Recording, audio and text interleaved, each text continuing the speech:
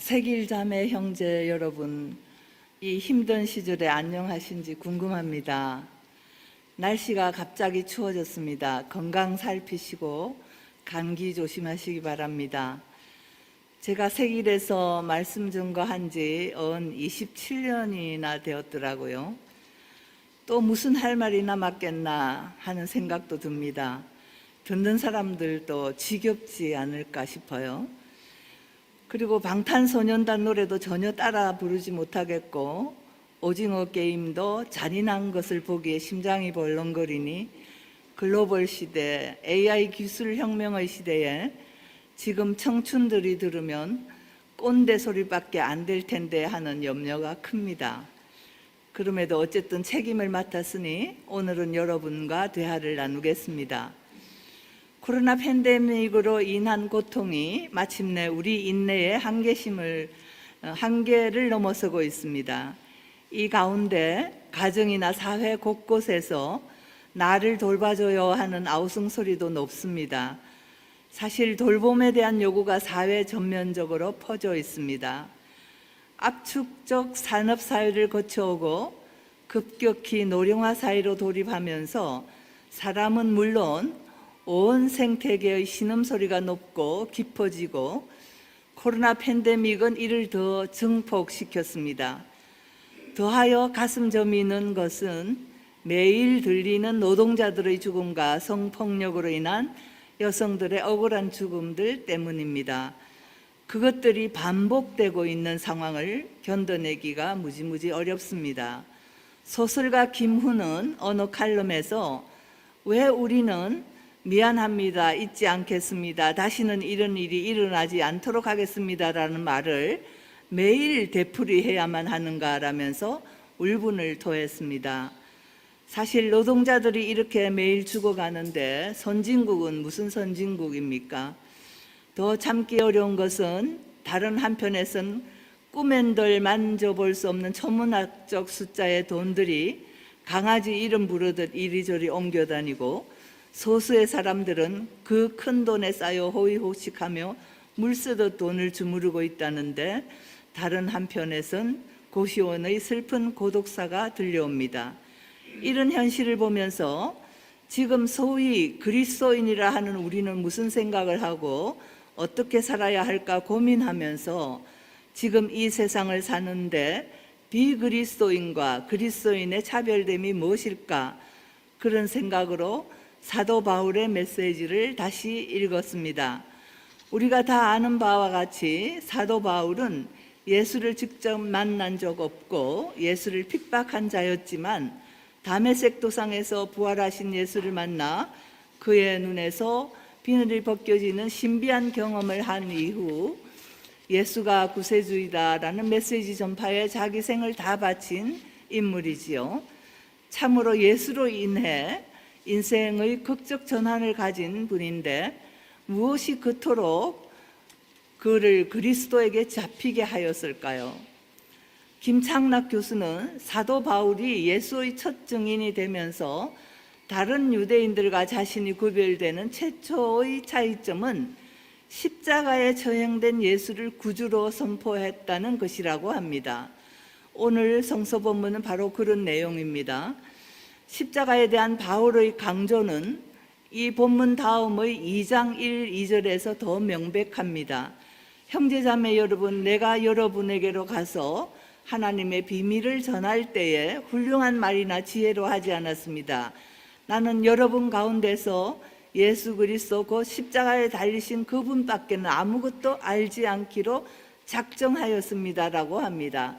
갈라디아서에서는 십자가의 중심성을 이렇게 강조합니다. 내게는 우리 주 예수 그리스도의 십자가 밖에는 자랑할 것이 아무것도 없습니다라고.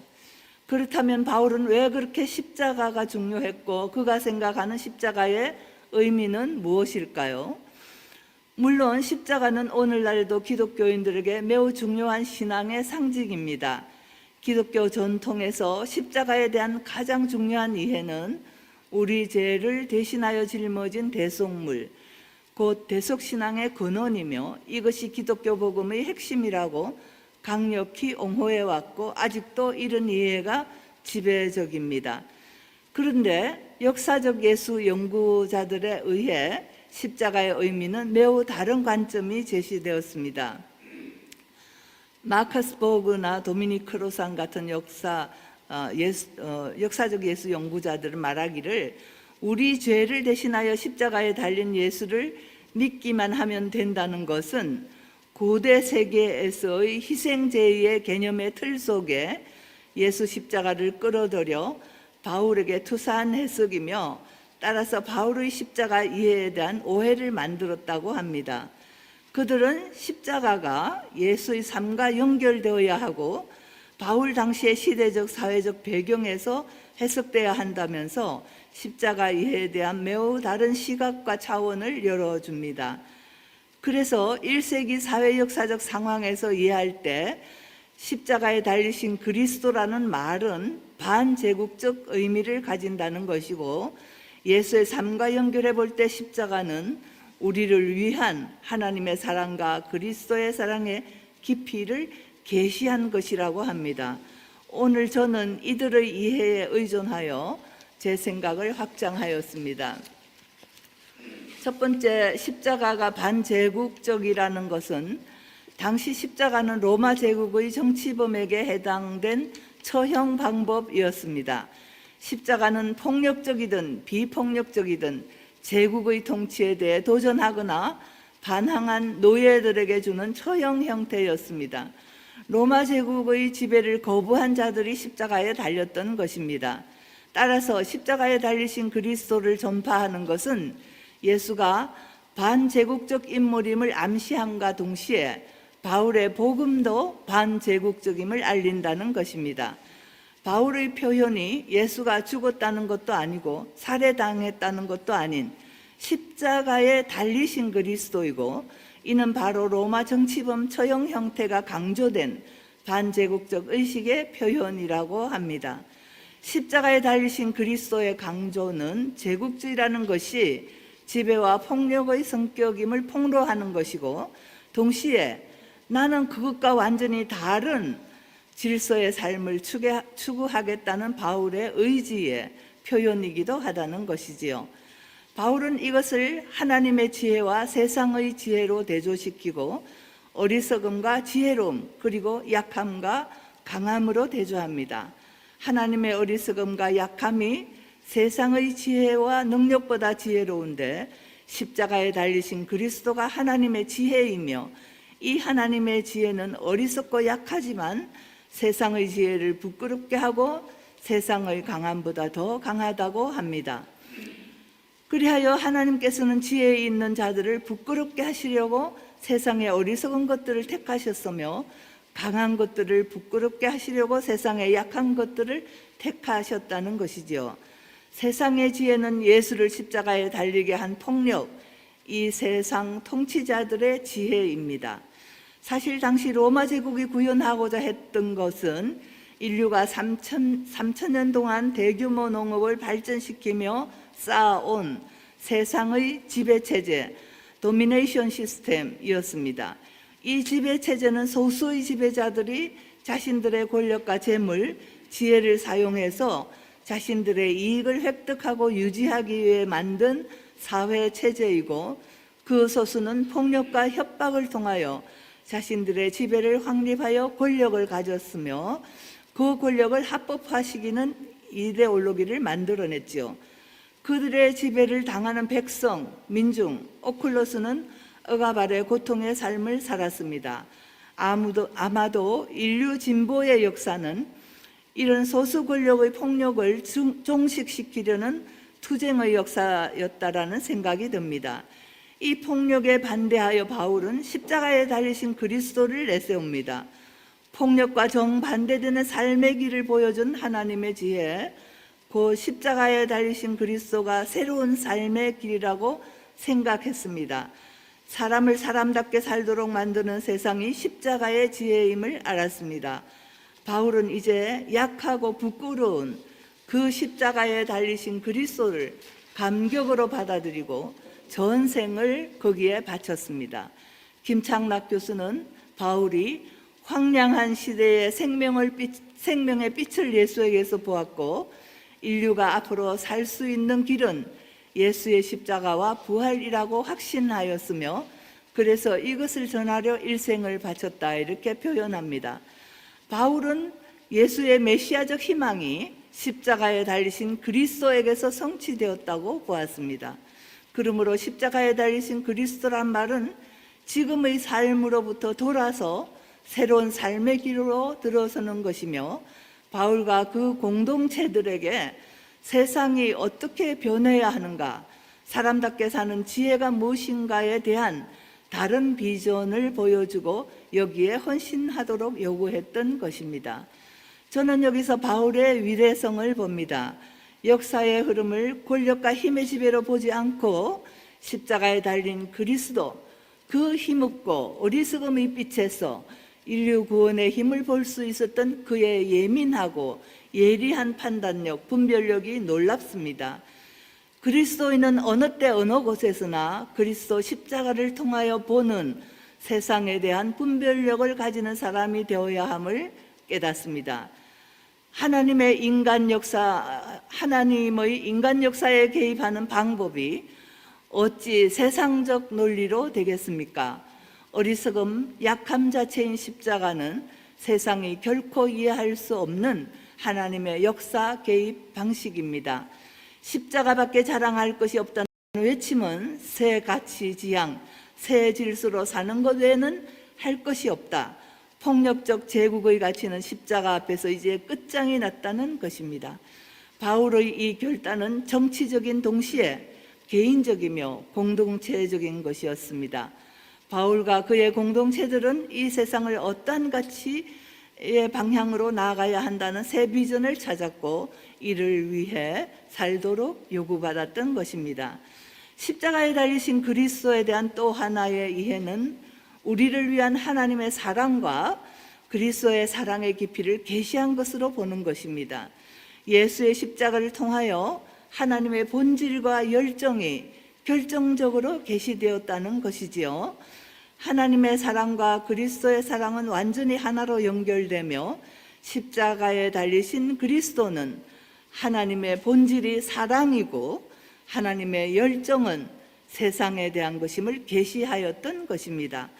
바울은 그리스도가 경건하지 않은 사람들을 위하여, 우리를 위하여, 모든 사람을 위하여 죽었다고 표현합니다. 누구를 위하여 죽었다라는 것은 죽는다는 것 자체가 대신 substitutionary를 뜻하지는 않는다는 것입니다. 일상적 언어에서도 누군가를 위해서 죽었다라고 할 때 그 누구를 사랑하기 때문에 그를 위해 죽는 것을 말합니다. 엘살바도르의 가난한 사람들을 위해 일하고 지배층을 비판했던 오스카 로메로 주교가 권력자들이 보낸 암살자에 의해 살해되었는데, 그가 죽은 것은 엘살바도르의 민중들에 대한 사랑 때문이었으며, 마르틴 루터 킹도 국민들에 대한 그의 사랑과 다른 세상에 대한 그의 열정 때문에 살해되었던 것입니다.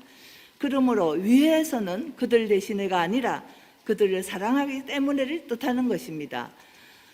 목자 없는 양 같은 민중을 사랑해 눈물 흘리신 예수, 세리와 죄인과 창녀들과 함께 하시며 그들에게 생명을 힘을 주셨던 예수, 그들의 아픔을 치유하고 암탉이 평화를 붐듯 품으셨던 예수, 이런 양 한 마리를 찾으러 헤매 다니신 예수, 죄인과 병든 자를 찾아 이 세상에 오신 예수의 사랑은 하나님의 사랑의 계시이며, 십자가는 하나님 사랑을 결정적으로 드러낸, 예수의 민중 사랑을 최고조로 드러낸 사건입니다.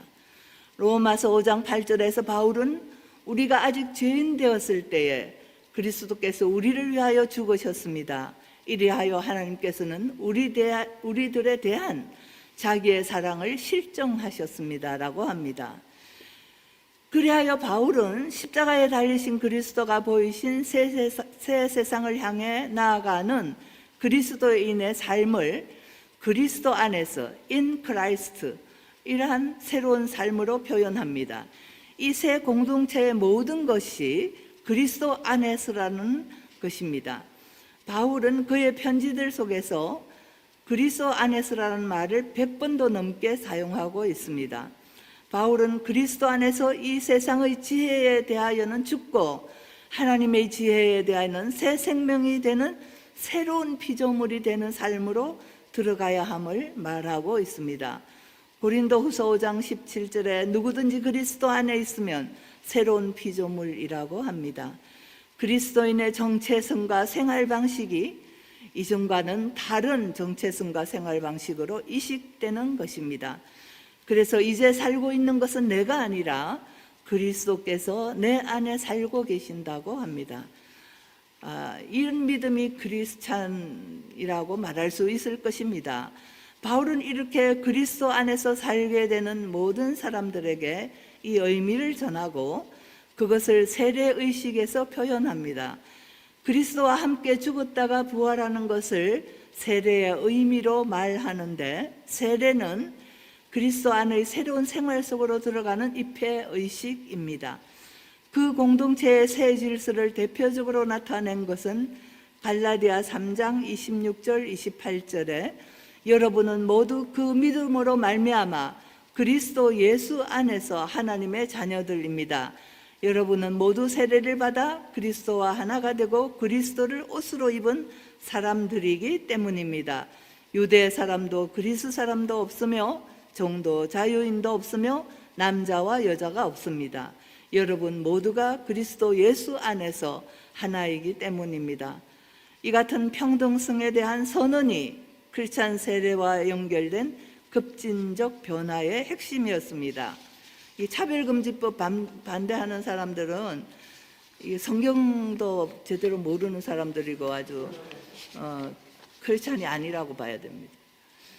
여기에서 바울은 반제국의 이상이 확장되고 구체화되어 인종, 계급, 성 모든 영역에서 모두가 하나라는 의식을 촉구합니다. 이것이 초대교회 세례 고백문이라는 것을 생각하면 그리스도인이 된다는 것은 완전히 새로운 삶의 행로를 선택하는 결단입니다. 세례로 죽음에 참여하면서 우리의 몸을 산제물로 드린다는 것은 자신의 인생을 하나님께 선물로 바치는 것이며 그 결과는 변화의 새로움을 의미합니다. 로마서 12장에서 이 세상의 풍조를 본받지 말고 오직 마음을 새롭게 함으로 변화되어라는 것은 우리의 생각하는 기능, 지적이며 이성적인 능력을 종합하여 우리의 세상과 인생을 보는 방식을 새롭게 하라는 것입니다. 세상과 다른 차원의 그리스도인의 삶의 길을 걸으라는 것입니다. 새로움의 결과는 하나님의 뜻을 분별하는 능력으로, 한마디로 하나님의 뜻은 이 세상에 순응하는 것이 아니라 이 세상의 지혜에 맞선다는 것입니다. 그러므로 예수는 주님이시다라는 그리스도인의 선언은 세상과 다른 질서의 삶을 선택함을 선언하는 것이라고 보겠습니다. 이렇게 바울은 당시 사회 질서를 뒤엎은 새로운 공동체를 창설하고 이 새로운 공동체를 지속하기 위해 온 몸과 마음을 쏟았습니다. 특히 그가 공동체에 쏟은 깊은 사랑은 성서 곳곳에서 나타납니다. 데살로니가 전서에서는 어머니가 자녀를 돌보듯 했다 하고 목숨까지도 기쁘게 내어줄 생각을 전합니다. 특히 교우 개개인에 대한 깊은 사랑의 전언은 로마서 16장에 두드러집니다. 29명의 교우들을 일일이 거명하고 그들이 사역에 종사했고 초대교회에서 훌륭한 역할을 한 사람들임을 절절하게 표현하면서 문안 인사를 합니다. 비대면 상황에서 교우들에 대한 그리움을 편지로 절절히 표현합니다. 그들이 함께한 주 안에서의 수고의 동력 속에서 서로 존경하고 신뢰하고 서로 도운 삶들이 그려지고 동고동락의 교우들, 평범한 삶 속에서 소박하게 서로를 위하며 존경하며 아름다운 관계를 맺은 공동체 안의 따뜻한 마음들을 전하고 있습니다. 한 새로운 공동체, 세상과 다른 질서로 살기를 결단한 십자가에 달린 그리스도를 따르기로 한 새 공동체의 지속은 바울의 이러한 공동체를 향한 사랑과 격려로 자랐고 세계로 퍼질 수 있었습니다. 바울의 깊고 오묘한 신학을 짧은 시간에 다 피력할 수 없습니다. 오늘은 바울의 삶을 송두리째 뒤바꾼 예수의 십자가의 의미는 무엇이고 그리스도 안에서의 삶은 어떤 것인가를 되돌아보면서 우리 삶의 자리에 연결시켜 보려고 합니다. 오늘의 제국은 무엇일까요? 여러분은 무엇이라고 생각하십니까? 지금 우리를 지배하는 것은 자본과 기술의 권력이고 시장의 질서이겠죠. 여기에 휘둘려 사는 우리들은 무한 경쟁에 내몰리고 지독한 자기 향상의 개인주의가 지배적이고 나 이외에는 완전 무관심한 인간들이 되어버린 사회입니다. 사회는 빈부격차가 극도로 심해졌고 가난한 이들, 힘없는 이들의 삶이 더 심각하게 피폐해졌습니다. 세길에서 돌봄 민주주의를 함께 생각하고 추구하자고 제안하고 있습니다. 그런데 이 시대에 우리가 말하게 되는 돌봄은 약자를 그냥 잘 보살피자는 단순한 차원을 넘어섭니다. 바울이 그 시대를 지배하던 제국적 질서에서 돌아섰던 것처럼 무한 경쟁의 패러다임에 찌든 인간성을 상호 의존적 인간성으로 회복해야 함을 의미하는 사는 방식의 패러다임 전환을 돌봄은 말하는 것입니다. 자기 편향으로 둘러쳐진 무관심한 관계들을 공동체적 의식을 가지는 인간으로 회복하자는 것입니다. 너무 잔인하고 폭력적이긴 하지만 오징어 게임도 종래에는 이 말을 하는 것이라고 봅니다. 무한 경쟁 사회에서 밀려난 절박한 사람들이 상금 456억 원을 타려 생존 게임에서 사력을 다하는 모습은 자본주의의 무한 생존 경쟁의 참혹한 현실을 우회적으로 풍자한 것이지요. 마지막 한 줄기 희망을 주인공이 뒤늦게야 돈이 인생 전부가 아님을 깨닫게 되면서 보여줍니다. 윤석진 충남대 교수는 자본의 경주마를 바라보면서 그것이 나만 아니면 무슨 상관이냐는 이기심을 버리고 나는 말이 아니야 사람이야 라는 성기훈의 경고를 새겨 듣는다면 훼손된 공동체의식이 조금이라도 회복될 수 있지 않을까 싶다라고 말합니다. 돌봄을 말하는 것은 무한 경쟁 패러다임을 상호 의존적 존재로서 인간성을 회복하자는 절망의 시대에 대한 대안적 희망을 말하는 것입니다. 오직 자기 향상적인 무관심한 개인에서 공동체 의식의 회복을 추구해야만 이 어려운 시대가 인간적 세상이 될 수 있다는 외침입니다. 왜 민주주의라고 이름이 붙을까요?